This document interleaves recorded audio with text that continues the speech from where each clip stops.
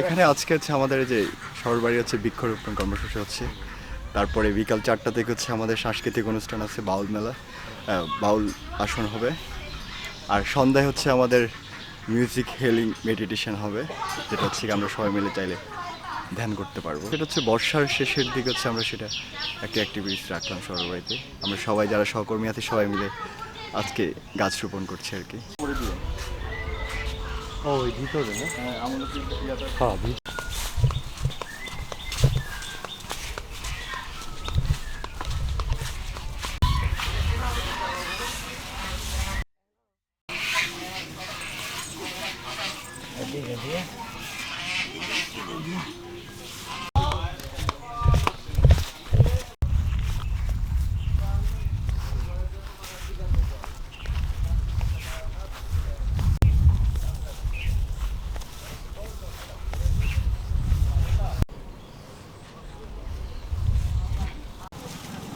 জি, আমার নাম রিয়াদ। এখানে প্রায় 4-5 বছর। এখানে আমার মূল কাজটাই কৃষি। কৃষির উপরেই ফার্মিং বিষয়টা নিয়ে কাজ করছি। মানে আসলে কৃষিটা তো আসলে সিজনের পরে ডিপেন্ড করে। যে ঋতুতে যে ফসল ফলায় আমরা সেই ফসলটা ট্রাই করি। ধর এখন তো ঘন বর্ষার সময়, এখন কিছু লতার শাকসবজি তুলেছি, যেমন ধুন্দল, তারপরে চাল কুমড়া, লাউ আছে, কুমড়া আছে, তারপরে করল্লা, শসা, লতার সবজিগুলো এখন ব্যবহার করছি।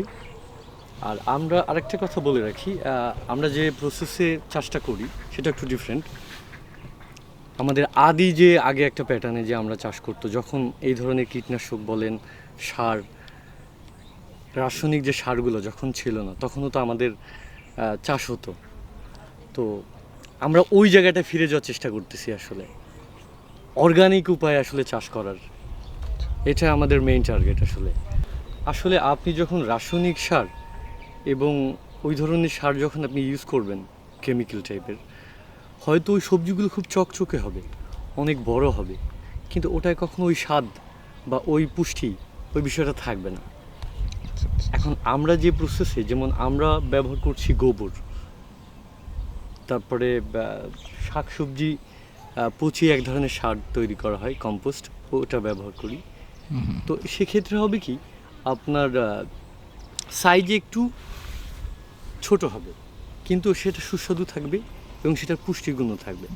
দেখেন, আমি আপনাকে একটা দৃশ্য দেখাই।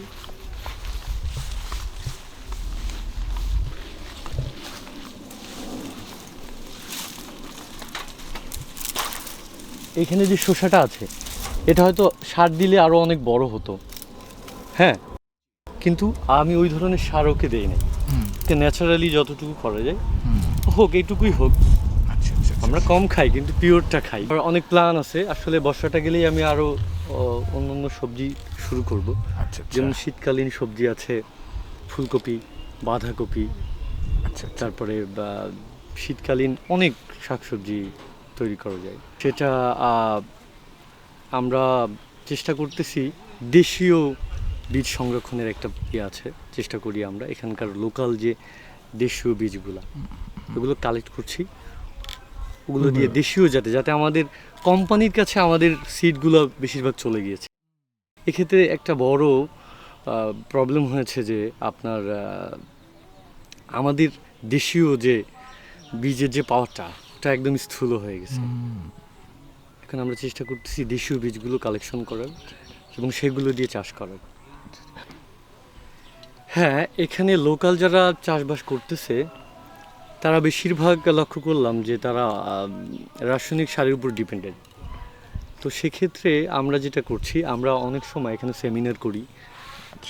আদি কৃষি একটা কমিউনিটি আছে, ওনাদেরকে মাঝে মাঝে আমরা, দিলওয়ার ভাই নামে একজন আছে, উনি এটা নিয়ে কাজ করছেন, ওনাকে ইনভাইট করে তারপরে আমরা এলাকার যত চাষিরা আছে তাদেরকে দাওয়াত করি, পরে তাদেরকে এই ধরনের ট্রেনিং আমরা দিচ্ছি কিছুদিন ধরে। হ্যাঁ, একদম, আমি এখন এখানে আছি।